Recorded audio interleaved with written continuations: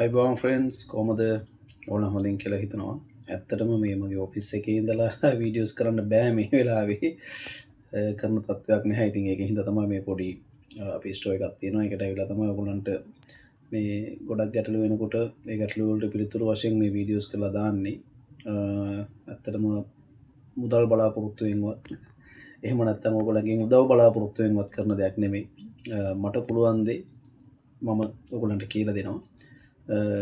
මොකද ගොඩ යන කෙනාට මගෙන් උදව්වක් කරන්න පුළුවන් නම් අන්න ඒක ඇත්තටම මට ගොඩක් සතුටුයි. මම එදා ඉඳන් මද වෙනකම් මේක තමයි කරන්නේ. මගේ channel එකෙන් බොරු කියන්නේ නැහැ. මිනිස්සු රවට්ටන්නේ නැහැ.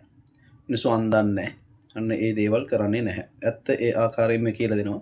ඉතින් මම අද ඉඳන් පටන් ගන්නවා ඔයගොල්ලන්ට ධනාත්මක පැත්ත වගේ රබර් සිරප්පු නිෂ්පාදනයේ තියෙන ධනාත්මක පැත්ත වගේම ඍණාත්මක පැත්තක් තියෙනවා. ඒක කවුරුත් කියලා දෙන්නේ නැහැ නේද?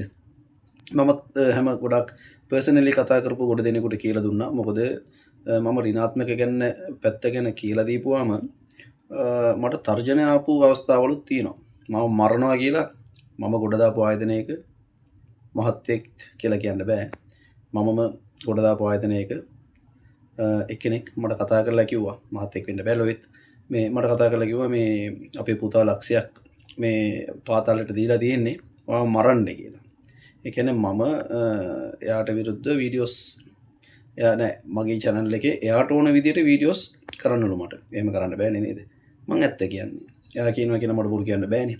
ඉතින් ඒකින්ද තරහ වෙන්න දෙයක් නෑ. එහෙම මට කෙලින්ම කිව්වා. මම ගොඩ දාපු ආයතනයක්. එයාගේ කටින්ම කියලා දිනවා මෆ්රාස් ඔයා හින්දා තමයි මම මේ ආයතනේ මේ තත්ත්වයට පත් කරගත්තේ.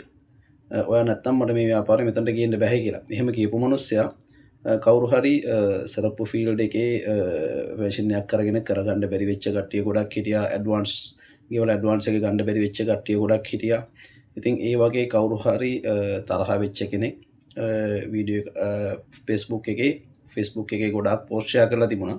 රබර් සරප්පු නිෂ්පාදනය ගොඩ යන්න පුළුවන් එකක් නෙමෙයි. ගොඩ යන්න බැරි එකක්.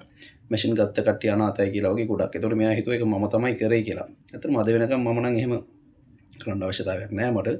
මම මගේ YouTube channel එකේ කවුරු හරි කතා කරොත් ඒගොල්ලන්ට හරි මාර්ගය පෙන්වලා දෙනවා. මේකයි කියලා ඇත්ත කතන්දරය කියලා දෙනවා. ඉතින් රබර් සරප්පු කියන්නේ හිතනවා වගේ ලේසියෙන්ම පටන් අරගෙන ලේසියෙන්ම ගොඩ යන්න පුළුවන් ව්‍යාපාරයක් නෙමෙයි. ඒකට සමහර මේ sacrifices කරන්න වෙනවා. හරි එහෙම කරොත් තමයි ගොඩ යන්න පුළුවන්. මේක හින්දා අදින් පස්සේ මම නෙගටිව් පැත්ත ඍණාත්මක පැත්ත ගැන ගොඩාක් කියලා දෙන්න. ඍණාත්මක පැත්ත ගැන මම කතා කරලා කට්ටියට ෆෝන් එකෙන් තමයි කියලා දුන්නේ. හරිද? කියන්නේ YouTube channel එක හරහා කියලා දුන්නේ නැහැ. මොකද ඒකේ ඇත්තටම ව්‍යාපාරික ලෝකෙට ලොකු පහරක් වදිනවා. ඒ කියන්නේ ෂීට් හදන ආයතන වලට, මැෂින් හදන ආයතන වලට ඇත්ත කියපුවම වදිනවා. ඒකෙන් හින්දා මම ඇත්තටම YouTube channel එක හරහා කිව්වේ නැහැ. පර්සනලි ෆෝන් එකෙන් කතා කරන කට්ටියට ඇත්ත පහදලා දුන්නා. අද තියෙන තත්ත්වය ගැන. එදා තිබ්බ තත්ත්වය ගැන නෙමෙයි. දැන් මම ওই YouTube channel එක පටන් ගන්නකොට අවුරුදු 4කට විතර කලින්නේ. එතකොට රබර් සරප්පු වලට තිබුණ මාකට් එකයි අද තියෙන මාකට් එකයි ලොකු වෙනසක් තියෙනවා. ඉතින් ඒ සම්බන්ධයෙන් මම ඉස්සරහ වීඩියෝස් වලදී කතා කරන්න බලාපොරොත්තු වෙනවා. ඔබ සියලු දෙනාටම සුබ දවසක් කියලා. අද මේ වීඩියෝ එකකින් පොඩ්ඩක් නතර වෙනවා. ආයෙත් මම වීඩියෝ එකකින් හම්බ වෙනවා. සුබ දවසක්.